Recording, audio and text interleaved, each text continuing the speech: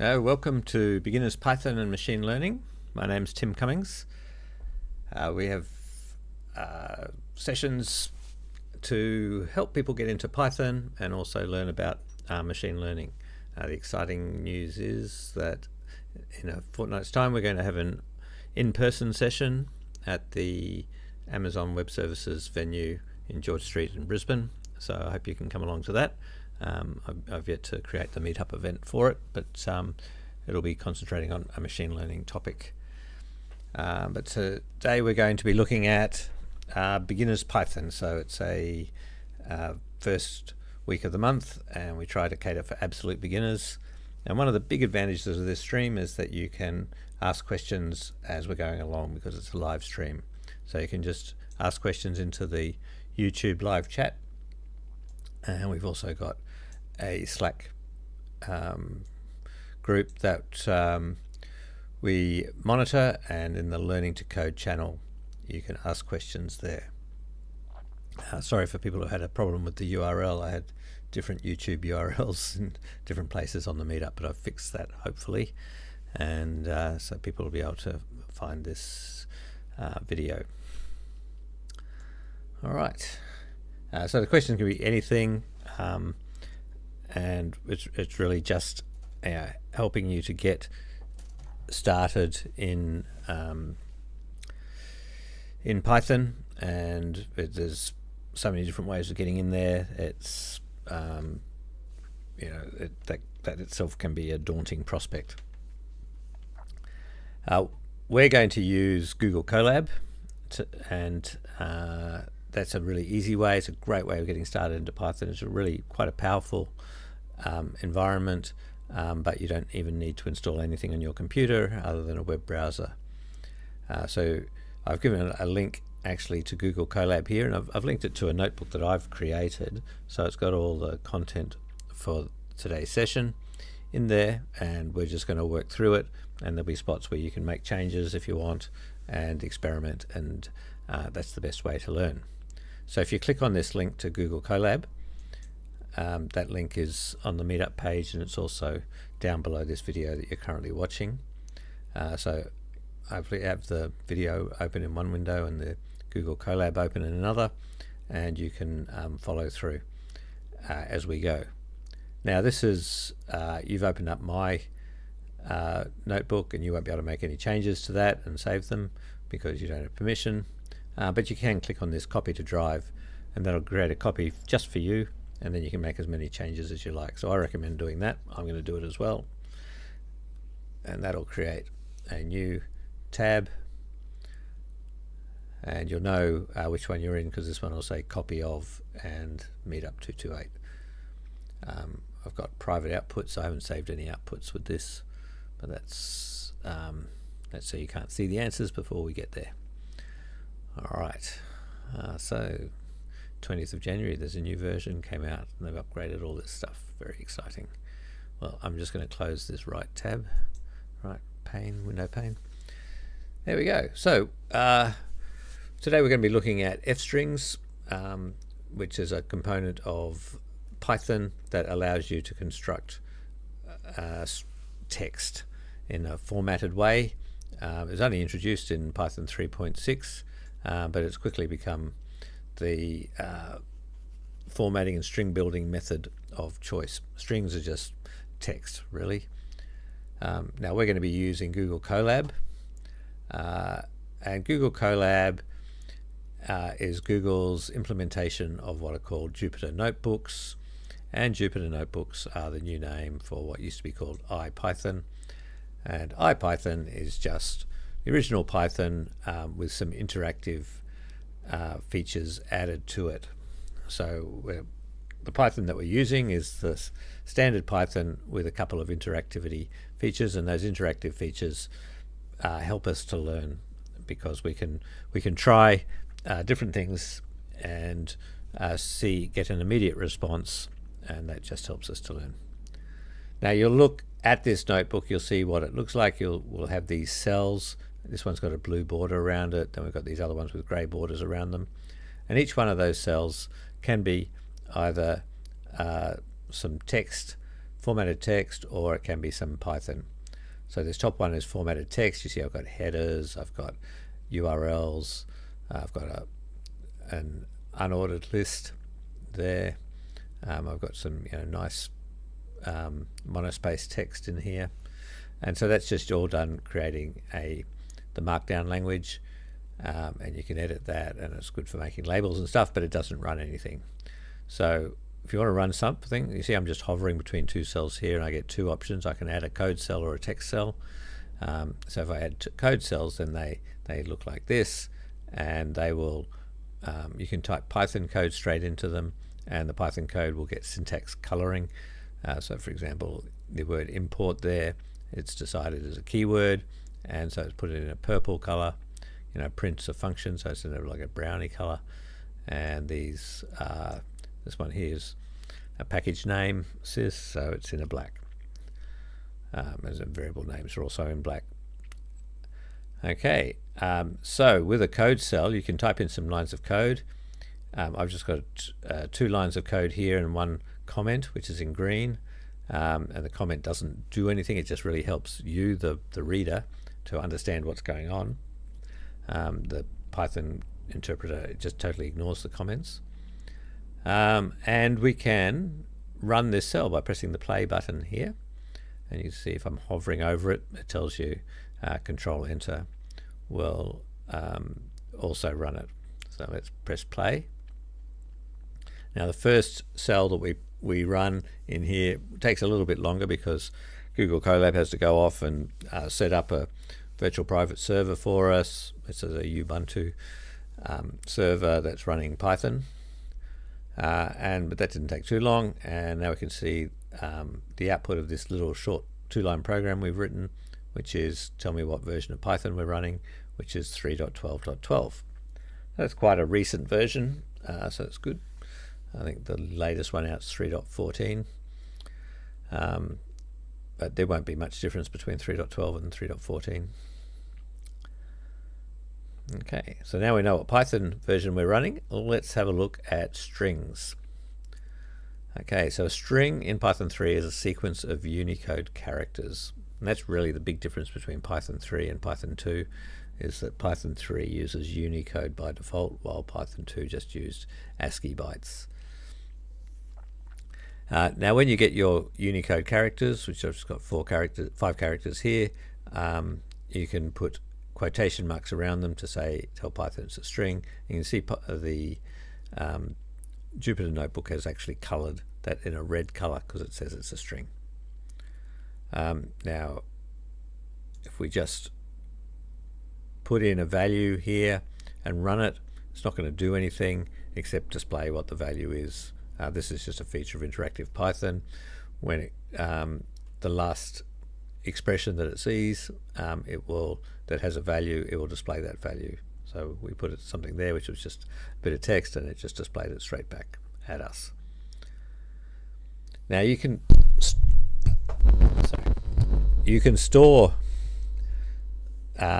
these strings into variables, which variables are just memory locations, and we're going to store one in a memory location called S. You can call them anything you like, well, mostly anything you like. If you try, there are a few words that are reserved. If you try using one of them, you'll get an error, but it'll tell you what the error is. So most of I think there's only 35 or 36 reserved words. So the rest of the words are fine, and then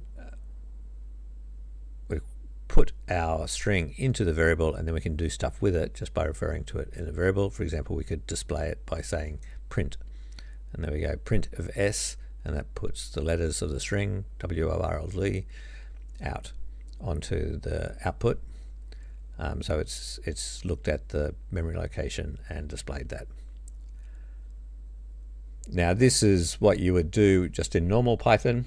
In IPython, you can still do it, of course, it worked as we just saw, but you can also just put the variable name here, and it will display the contents of that variable name on the next line when you run the cell. It does put the quotation marks around it. When you do it that way, we want to avoid seeing those quotation marks So we're going to keep using print for the rest of this session, and that means it's also going to be compatible with when you're just using normal Python and not using a Jupyter notebook. There we go. That's what we expected to see. So how does this print function work?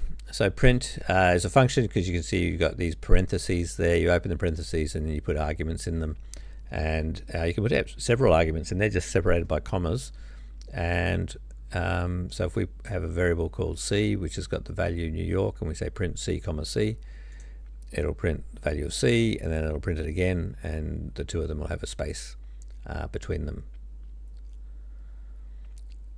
So that's one way of doing multiple strings. You could even, put change that to put an S in there, and try running that. And for some reason, that's taking a lot longer. It shouldn't take any longer. And there it says New York World. Now with strings, we can build up a long string just by adding shorter strings together. So in this case, we're going to take a string with hello and a space in it. We're going to add it to a string with the words New York in it. Then we're going to add another space, and then we're going to have New York again. And you can see why we need that space in there. Otherwise, it'll just be the K of the first New York will be hard up against the N of the second New York. And that's what it looks like when we create that string. So you see we've been using plus signs, which is really a mathematical operator, working with this text. Well, Python actually extends that mathematical metaphor even further and allows you to use the asterisk, which is used for multiplication in programming languages, because we don't have a multiply sign. And so dash times 40 will actually give us 40 dashes. So that's a quick way of making a string that's 40 dashes long. And it doesn't have to be a single character that we're multiplying. So we could make a string that's 120 characters long by multiplying this 3-character string by 40. And there's our 120 character long string. Okay, now I've set a challenge here. And doing these challenges is a really good way of learning and making sure you understand what's going on. So the challenge is here, print a string of 50 underscores. Okay, so I've left a space for you to do it here. So just type it in. You might want to pause the video, but I'm just going to go straight into it. So we're going to print a string. So I'm going to use the function print, open the parentheses, and in the parentheses, I want underscores. So I make a string which has got an underscore in it, and I want to multiply that by 50 and run. Okay, and there's my 50 underscores. All right, now I actually do have the solution here, so if you look down you would have seen the solution. The solution, I've done it just in a slightly different way. I've shown that you can actually put the 50 in front, so 50 times an underscore rather than underscore times 50, so that also works.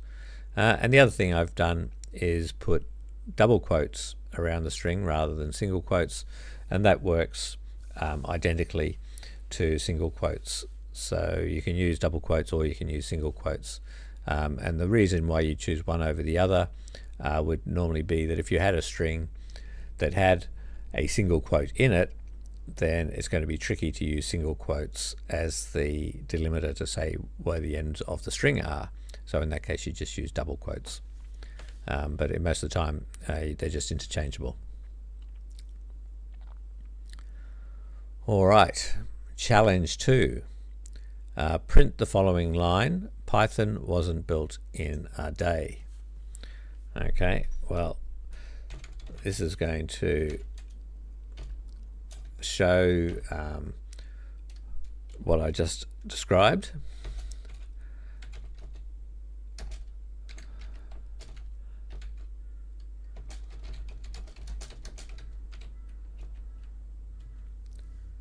So I've put in my string here. Python wasn't built in a day. I've enclosed it in single quotes.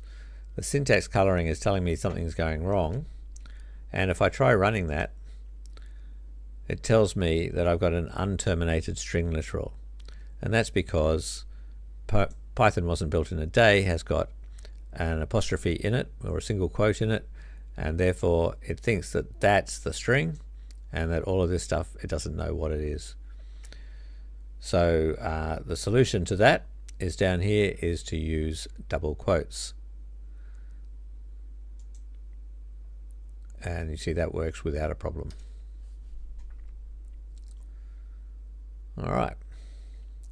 So that's just some basic stuff to do with strings. And now we'll get on to F strings, which is really the main topic that we're looking at today. So F strings, or format strings, are created by putting an F before the opening quotes, and then inside the string you can use these curly braces to put an expression, and then the expression will be evaluated, and rather than the expression being displayed or being part of the string, the results of that expression will be part of the string. So for example, if we have a variable called city, and in it it's got the string Brisbane, then we can create an F string. So you can see I've put an F out the front here. Here's my string, and then I've put some curly braces, and inside the curly braces we've put a variable name. Rather than the word Brisbane, we've put the variable name city, and it will be evaluated to create the string. And then when we print the string, we can see that it does in fact contain Brisbane.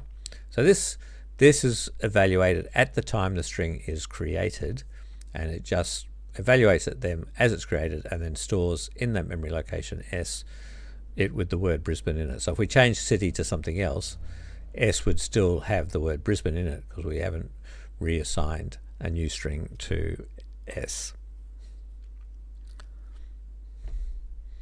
All right, so feel free to ask any questions if something is not clear about this. Okay, so that was an expression where the variable was a string itself.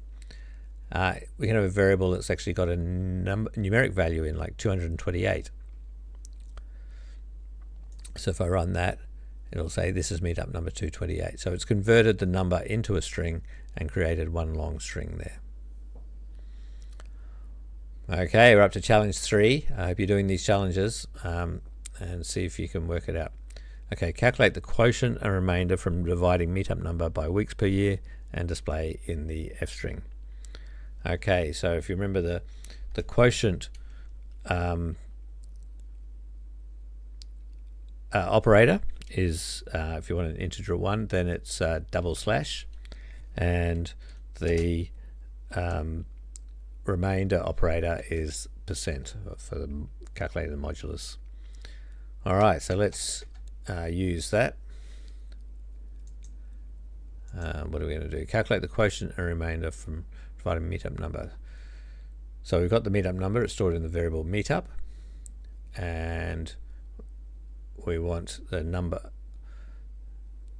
So let's create some variables. We say Q equals meetup divided by weeks per year. And I've actually got to run that cell. I haven't run it yet. You see it hasn't got a number over to the left here, so it doesn't know about the variable weeks per year. So if I'll run that first, see, now I've got a 16 there, and now when I'm typing it in here, I should get command completion, which I do, and R equals meetup percent weeks per year. And then we want to display them in an F string. Okay. Well, I'll just do this.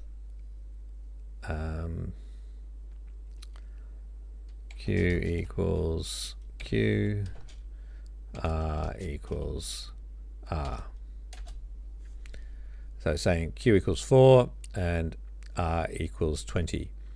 So it's, if we were doing a meetup every week and we're up to meetup number 228, then we will have been going for 4 years and 20 weeks. So what's another way of doing this? Solution 3 shows that you can put the expressions directly into the curly braces and it will evaluate them, calculate it, and just store the result in the string. So let's run that. Solution 3 to present a numbered BPA-ML session every week would take 4 years and 20 weeks. Okay, and the other thing we've done is we wanted to put a new line between solution 3 colon and to present, and we did that by putting in a \n. So backslash has a special property in strings in Python. It allows us to put some of these special characters in there, and this is the new line one. So there's other things like \t for tab, or they're the main ones that you'll use. There's also a carriage return \r.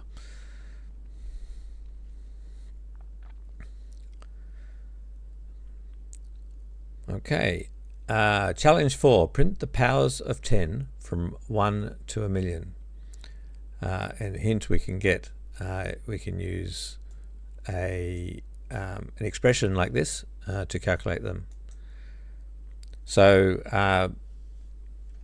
if we didn't know any Python, we would do it something like this: print f, and then we'll just go 10 power 0, and we'll copy that.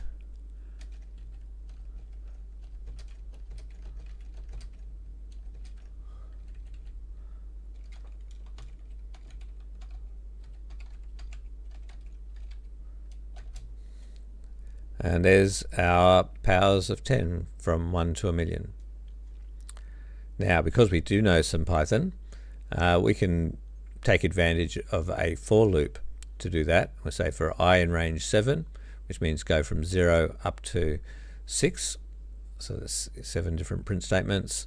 Print the value of 10 to the power I. So we go, 10 to the power 0 is 1, 10 to the power 1 is 10. So this is good. It's showing us what it is, each one of these numbers is. And then when it's displayed the number, it's done it right justified, so that all the units line up, all the tens line up, all the hundreds line up, the thousands, the 10,000s, the 100,000s, and the millions. And the way it's done that is it's just said, it's put in this formatting in the f-string expression. So anytime you put a colon in there, anything after the colon is the format. It doesn't actually get displayed. It's just the format, and we've just said we want it to be 7 characters wide. And it knows it's a number because it's just a numerical expression. It's just evaluated. So it will right align it automatically.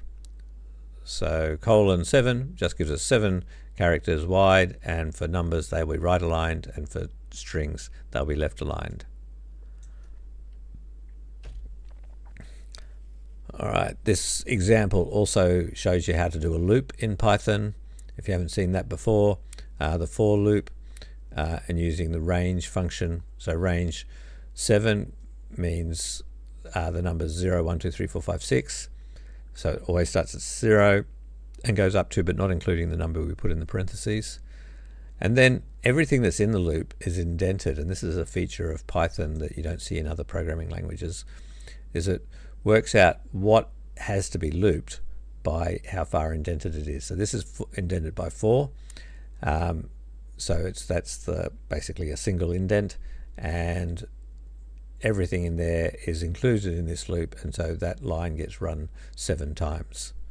There's also a colon here which says we're about to start a new code block, so get ready for some indenting, and sure enough there is the indenting there. So you can play around with that and ask me any questions you like about how loops work. All right, challenge 5. Given that a mile is 1.6 kilometers, print a conversion table of the form 1 mile equals 1.6 kilometers. All right, up to 10. So we're going to go from 1 to 10.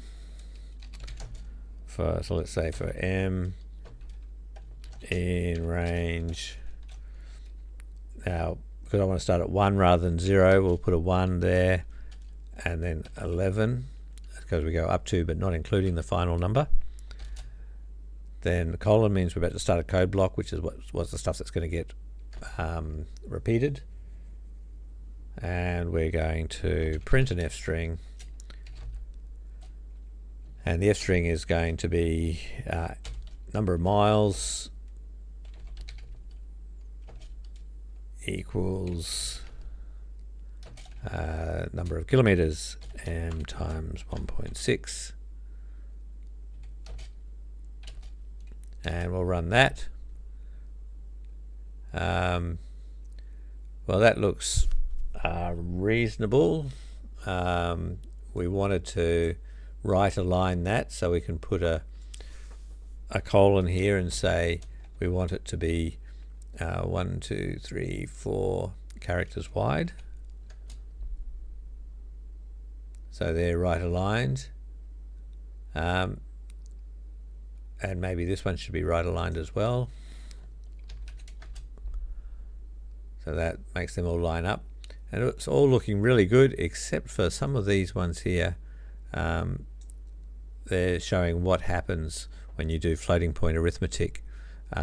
When you're using floating points in a lot of programming languages that store the numbers in binary rather than decimal. So we need to somehow cope with that. So fortunately the F strings do have a way of helping with that. And let's have a look at the answer down here. We run this and you can see even 4.8 displays exactly as 4.8. Now how we did that, in our F string for the format we said it's going to be 4 wide, and we said we also want a maximum of 1 decimal place. So we want a decimal place which will be denoted by a dot, and we'll have 1 decimal place after the dot. And then we also said it's going to be a floating point number. That just helps to work out if we can have floating point numbers, decimal numbers, so decimals for integers in base 10, and we'll go through a few of those soon. So let's have a look. Like I could have said that I wanted 2 decimal places, and so I just put a 2 there, and we can see we get the 2 decimal places. Unfortunately they don't all fit in 4 characters, so if I do want 2 decimal places I should make that 5 as well, and now that will all fit in the 5 characters that we've given it.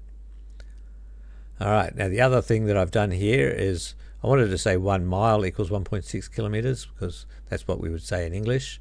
So how do I get rid of the S for that one particular case?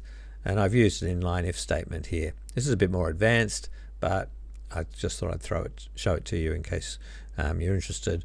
So I said if n equals 1, then we want to put a space, otherwise we'll put in the S after the MILE. So that's one way of doing that. There may be others. So it just looks a bit more like English then when it gets read. Okay, moving on. That was the F for the floating point. I said we could use D for decimals to base 10, but integers can also be formatted in base 2, which is binary, base 8, which is octal, or base 16, which is hexadecimal. Okay. And the F, the floating point, can also be displayed in exponential notation, which you might have seen if you've used a calculator that has to deal with numbers that are very, very large or very, very small. And so it'll have a number times 10 to the power, and that's called exponential notation. So let's have a look at what they look like, all those different formats. So we've got our decimals, which we're pretty much used to as the default for integers. We've got binary, 0, 1, 1, 0, 1, 1, 1, 0, 0. We've got octal, it goes all the way up to 7, but not including 8, so that's base 8. And then it goes to 1, 0. Hexadecimal goes all the way up to 16. Of course, we don't have digits for that, so we use the letters A, B, C, D, E, F. And sometimes we like to have those characters in uppercase and sometimes in lowercase. So if we use a lowercase x, we'll get them in lowercase. If we use an uppercase x, we'll get them in uppercase. Here's what the F format looks like, and here's the exponential format. So an exponential format, 16 kilometers is 1.6 by 10 to the power 1.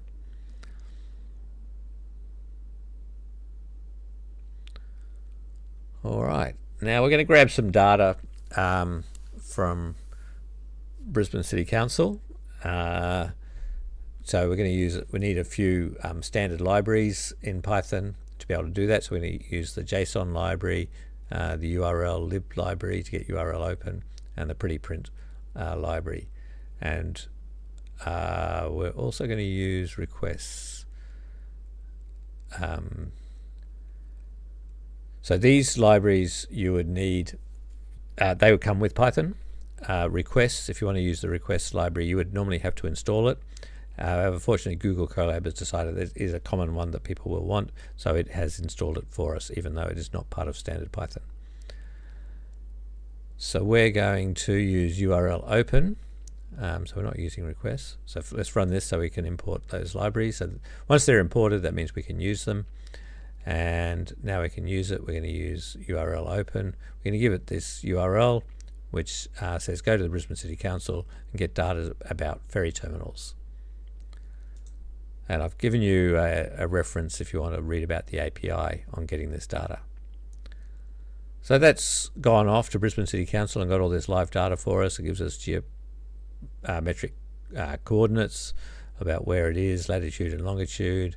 Tells us the number of boarding gates, whether there's a drinking fountain there, how long the gangway is, what the pontoon material is. So all useful information that we probably need to know.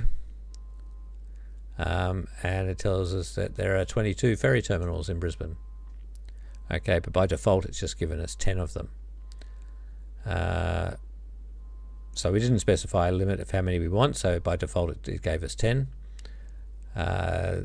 This is the same code with a limit added to the URL to say that we actually want all of them, so we want all 22. And this time we're going to use the requests library, which is a bit easier to use, and it will give us a response code if it's successful. So once again, that's nice to have.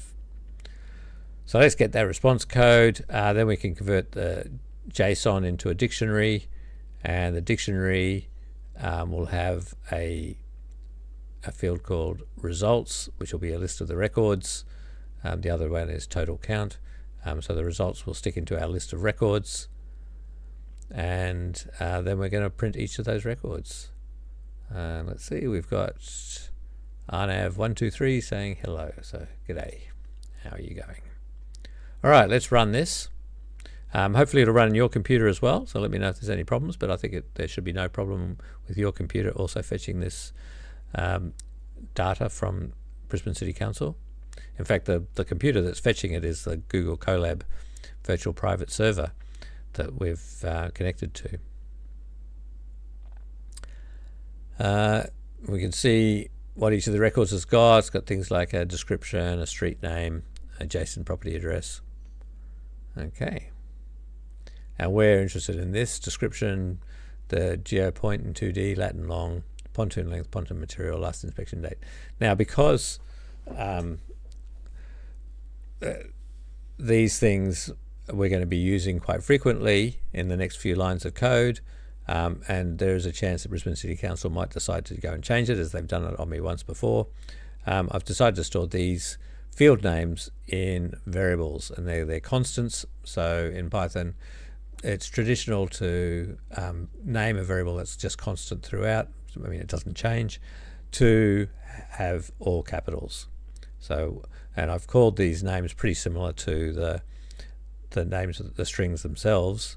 So, but in a probably slightly easier for me to read, so that I know what they are. And then I'm going to use those names in my code. And you can see down here in black, this is where I've used it a few lines down. So I'm going to go through my list of records. I'm going to say the geo point is going to be the record, which is a dictionary itself, and the field name is geopoint, which will be geo_point_2D, and then from that I'll get the description, latitude and longitude. Now here I'm just printing some headings. Oh, this is actually a challenge for you. So print the ferry terminal description, latitude and longitude to match the following title row.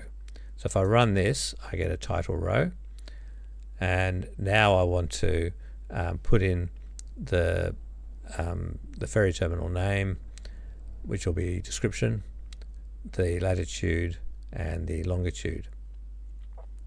Now the real challenge here is having to look at the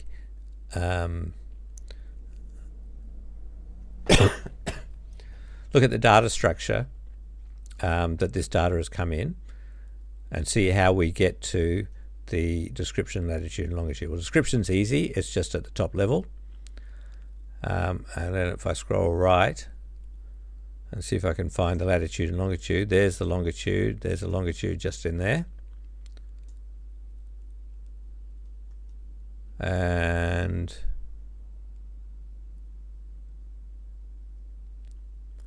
that looks like it's just there at the top level. But there's probably another bit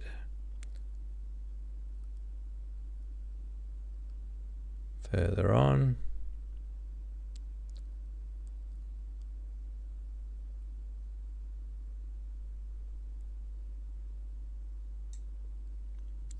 And here we go, we've got geo shape, and we've got, it's probably a geopoint 2D. Here we go, geopoint 2D, and it contains the latitude and the longitude. So I need to call up the geopoint 2D, and then from that I get the lat and long. So that's what we're going to do. So I won't bother doing this in front of you, because we've already started talking about it. So we're just going to look at the first 10 records. We're going to grab the geopoint out of it, which I just showed you where it was, and then from that geopoint we can get the latitude and the longitude. So let's run it and see.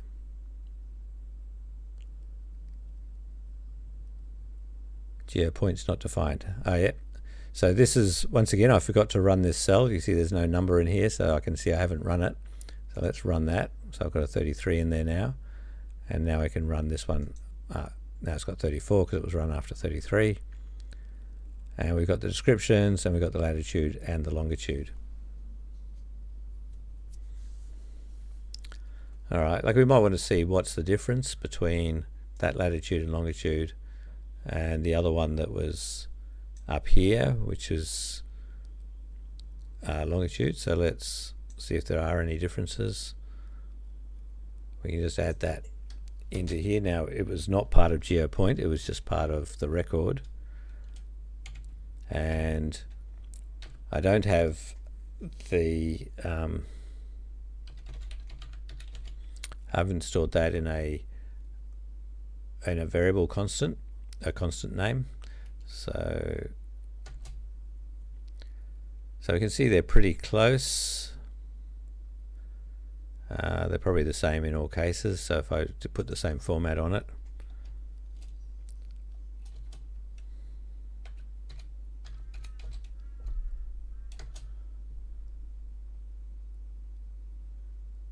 yeah, so that's an alternative way I could have got the longitude from there.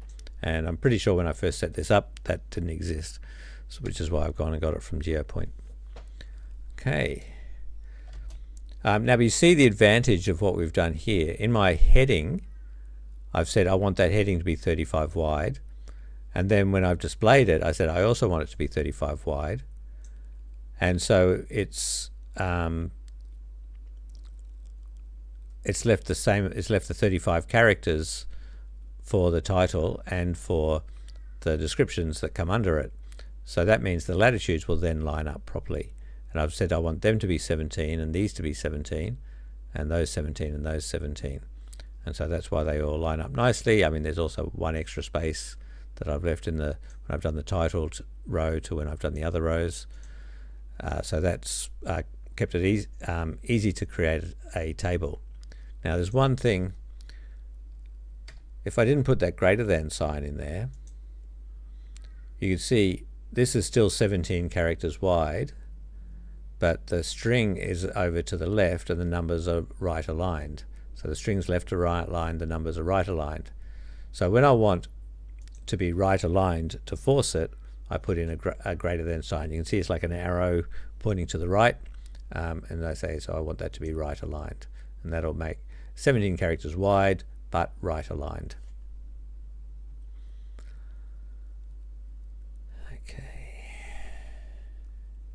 Challenge 7. So we've got some more things here. We want the pontoon length and the pontoon material. Now we notice on the pontoon material, I'm using the circumflex symbol, and that means I want it centered rather than right aligned. So these are right aligned, these are right aligned, and these are centered. I'm also now got a 2-line title. So, but just by doing everything exactly the same, it means that they will all line up. So let's have a look at the solution. And you can see they line up. So pontoon length lines up nicely, and it lines up with all the numbers that are below it. When I'm displaying the pontoon length, rather than a width of 10, I've put a width of 9, and that's given me enough space to put in some units there. So I've put an M there for meters. So it says 37.0 meters. When I'm calculating how to display the pontoon material, I've had to strip off any white space at the beginning or the end.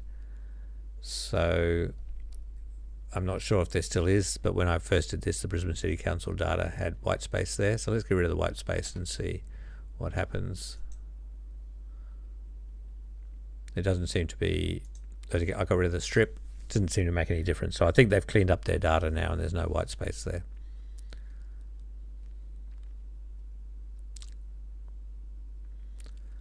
All right, so you can see how powerful these F strings are. They're making it quite easy to display quite nicely formatted tables. And I'm just trying to go through a few of the different things that you might need to do in a table when you're formatting one. So we've looked at text, we've looked at numbers, we've right aligned, center aligned, left aligned. Now let's have a look at dates. So there was, in each of our records, we had a last inspection date. And this is what the data looked like that got stored there. And it's very strange data. So it's a last inspection date, but it did come with a time and a time zone, and it's but it's all just stored as a string. In fact, that's what you'd normally find in JSON. JSON doesn't have a date format in it, so it's has if you're sending data through string through JSON, you would normally send it as a string, and this is the format you would use. You would say it's year, month, day, then a T, then hour, and that hour will be 24 hour, minute, seconds, and then plus or minus, and how many hours and seconds from Universal Coordinated Time, the time zone is that this is in. However, I think they've made some mistakes here. I don't think anyone would be putting in 1 o'clock or 2 o'clock in the morning in GMT. Well, that would be 1 o'clock in the morning GMT or Universal Coordinated Time, but why would they do some at 1 o'clock and some at 2 o'clock? So I think what they've done here is they've been using Sydney times. They've been putting Sydney times in, even though Brisbane is on a different time zone to Sydney. And the reason that would be is they've just put in the middle of the day is when the inspection occurred, and because of daylight saving, sometimes of the year that's 1 o'clock in the morning GMT, and other times it's 2 o'clock. So how are we going to sort that out, or even just investigate it some more? In Python 3.7 and later, we've got the from ISO format method in datetime, and that can take this JSON standard of how to transmit a date and time and convert it into a datetime object in Python that is time zone aware. So let's take these date times into these datetime object, and then we'll display it back out using a string format time, which is something that datetime provides with us to format dates and times into day, month, year, hour, minute, second, and time zone. And the month here, %B, means do the month in letters rather than in numbers, so make it really clear that we're putting the month in the middle, not like the American format. Okay, let's run this code. So the first thing it's displaying is it's converted it exactly as is and then displayed it back out. So 22nd of March 2024, 1 AM at Universal Coordinated Time. We can also do the same thing using an F string. So F string after the colon, we can put in the format exactly as we would do it in a string format time. So we don't have to use this method anymore in date time. We can just use a F string. Then what are we doing next? Current time zone from JSON is UTC. So it's telling us that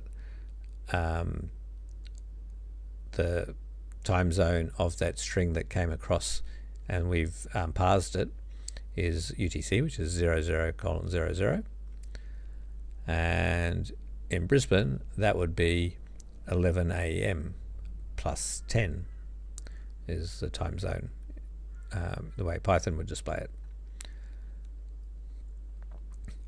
So let's have a look at all the times in Brisbane and Sydney time zones. So we're just going to loop across them, and we're going to convert them all. Oh yeah, so if we've got a date or time that's in UTC and we want to see what time that looks like in a different time zone, we can use this as time zone method of the date time to convert it to our Brisbane time, which is where the ferry terminal is.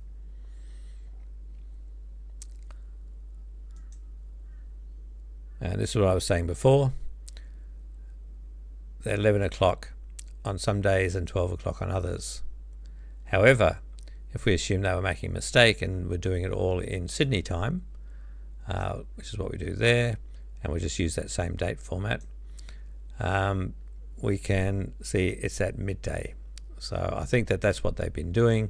They've just been putting it in as midday, but not realizing that their data entry is going in at midday Sydney time rather than midday Brisbane time. And so sometimes it's Australian Eastern Daylight Saving Time, and other times it's Australian Eastern Standard Time. In Brisbane, we're always on Australian Eastern Standard Time. So we don't really want all this time stuff because it's wrong anyway. So we'll have to do some trimming of that. So how are we going to do that? Oh, so one thing we can do is we can create a date format that is just day, month, year, and we don't worry about the times because I'm sure they don't only do inspections exactly at midday. So when we run that, we can see our last inspection dates coming up nicely formatted.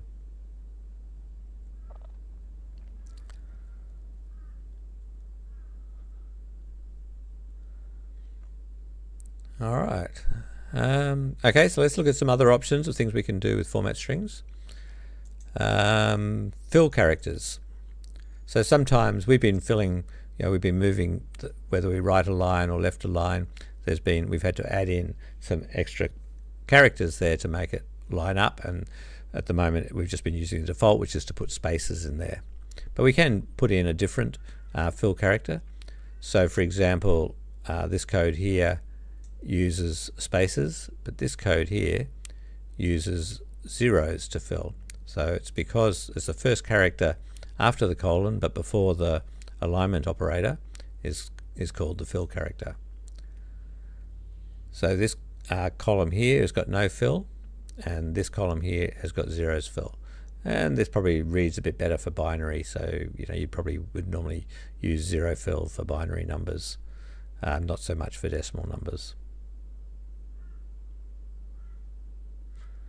But you can do other things. You can use, say, an asterisk to fill, and we're using it on a center alignment, and that way we can put asterisk either side of the text that we want to display, and it will come to a total length of 30 characters with our stuff right in the middle because we've used the circumflex.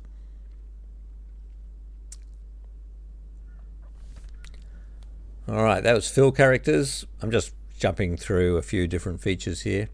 Another one, logging notation. So this was introduced into F-string in Python 3.8, and I tell you, this is one I use a lot, especially in my logs statements, because I always want to know what the variable name is as well as its value. So all I do is just put an equals sign in there, and it will give me the variable name as well. So previously, let's see, so if I run that, you can see it says S equals BAML. So previously what I would have to do to get that to display, I would have had to say S equals and then S.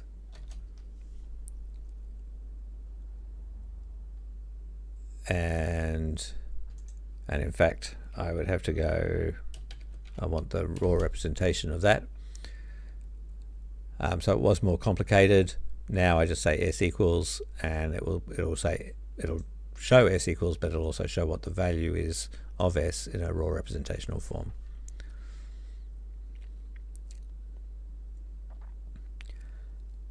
Sometimes when you're doing an F-strings, you might actually want to display curly braces, especially like if you're doing documentation on F-strings.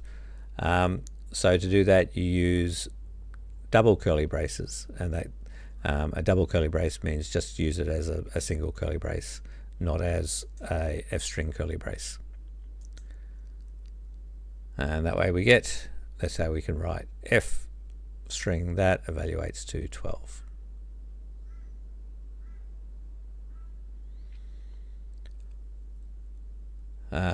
So up until now we've been using variables on the left of the formatting, and then on the right we've actually put some literal values for how we want it formatted. Actually, there's one spot where we haven't done that, but see if you can find it. But we can use variables in the formatting. So for example, here we're going to put an F string of an empty string, but we're going to fill it with dashes. We're going to align it, and the width is going to change. It's going to be this X value, which is we've calculated from using the sign function.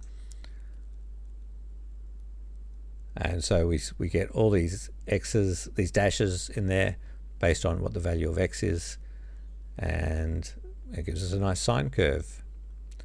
Now, alternatively, we could have done that without using F strings. Here's another way. We could have just say to use pluses, and we just say print plus times the integer of X, and that does the same thing for us.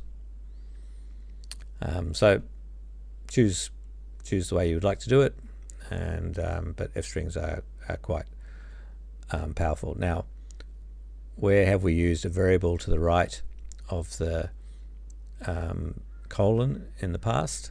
And I think that was when we were doing dates. So we put the date format we wanted to use into a variable so we could change it everywhere the same way, and then we just put that in curly braces to the right of the colon. And so it evaluated that first to work out what the format was, then it evaluated the D and displayed it in that format.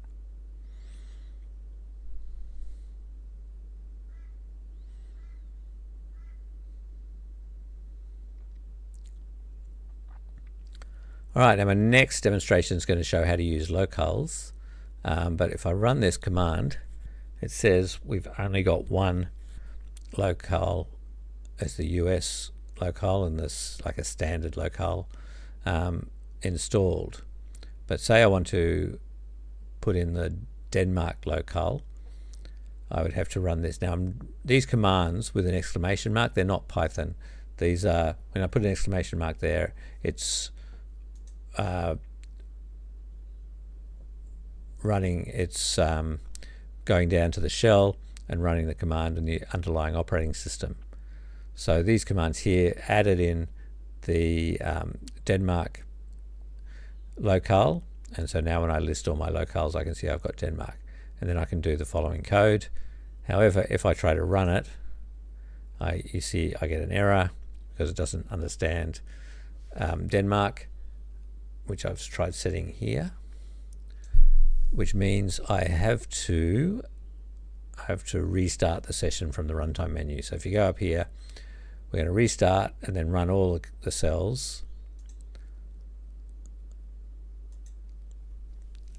because it needs to restarting. We need to get our data again from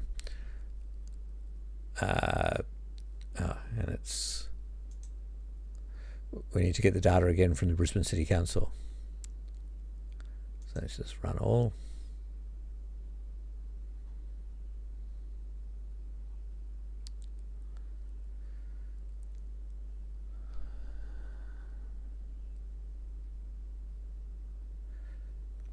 The problem with run all, as you saw then, was that it, if it comes across one error, it stops. So it stopped because I had that code in there that showed why single quotes didn't work, and so I then had to run all again. All right, so now I can set the locale using this Python command, and then when I print using the N format, it's going to use the local locale. I think, did I say it up here somewhere that I was going to do that? Oh yeah. So G chooses between E and F depending on the value. N is the same as G, but using the currently selected locale. So it didn't work.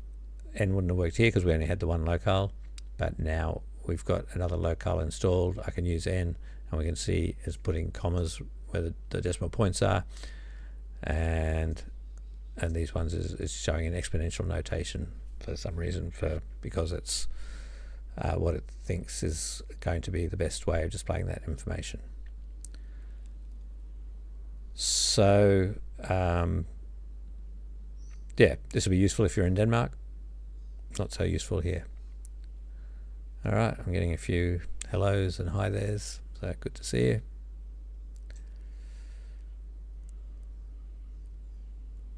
All right, so what's happening in recent Python? So Python 3.12 introduced some new changes to f-strings.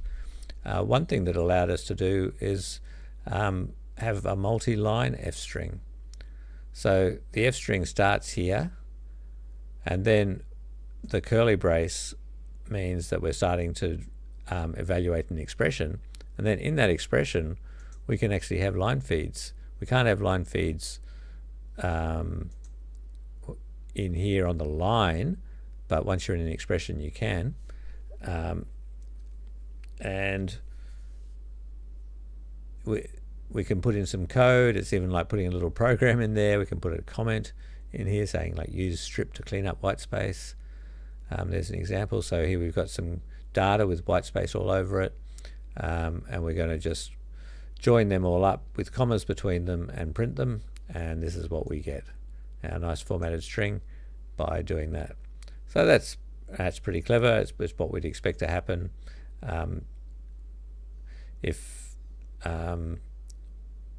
but in versions of Python before 3.12 we would have problems. Okay, so the question is which one is faster? I imagine that's for our sine curves. I would probably think I mean, F strings are a recent addition, and so they will be quite optimized.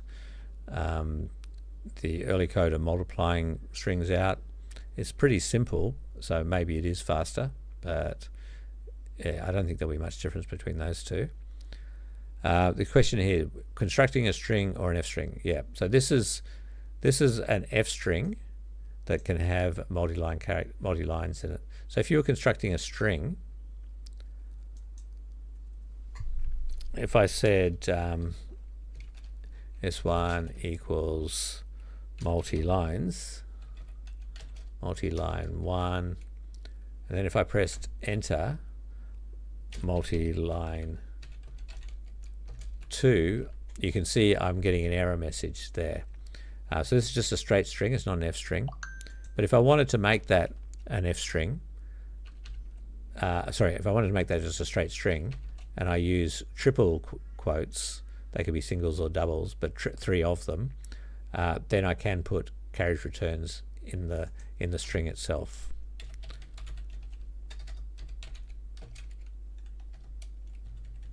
And then when I print that, you see it retains those carriage returns, line feeds in the string, and displays them as it when it gets printed out. Now what's interesting about this one is that it's only starting with a single double quote, which means that you wouldn't be able to put a line feed in. So if I put a line feed in there, you see I'm getting an error. If I try running that, I get an error saying that it's an unterminated string literal, because it started with a double quote, it expects to end on the same line. However, because it then opens up with this expression, anything inside the expression is able to be formatted as normal Python code, even though it's only in a string that should be on one line. So it's just given us a bit more freedom and allowed us to put in these extra lines and extra comments.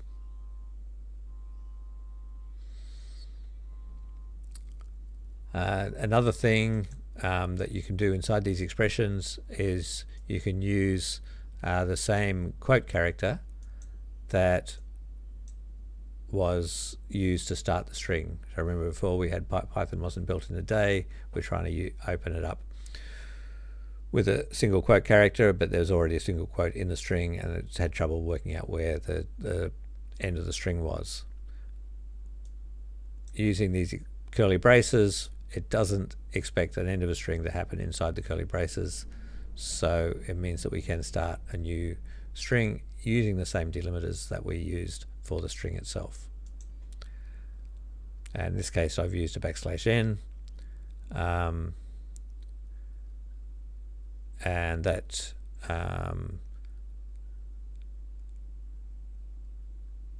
actually even using the backslashes, apparently that's is a new thing in Python 3.12. So we try that. That works. And if in earlier versions of Python you tried to do with a new line in there, apparently that wouldn't work. I don't remember ever trying that, so I can't tell you exactly what the case was. But if you've got an old version of Python, try that and you might find that it doesn't work. Okay, well that's the end of the session. I hope you enjoyed it. I hope you learned something. I love F strings. I think they're a fantastic way of formatting output, and really, really powerful, really succinct, really easy to understand what they're doing. So it's got all the hallmarks of great Python code. I got a few comments here. No one commented on Slack, so that's fine. And I'll try to get the details of the in-person meetup advertised as soon as possible. But yeah, 18th of February is the plan at this stage, and it'll be at Amazon Web Services in George Street in Brisbane City. Thank you.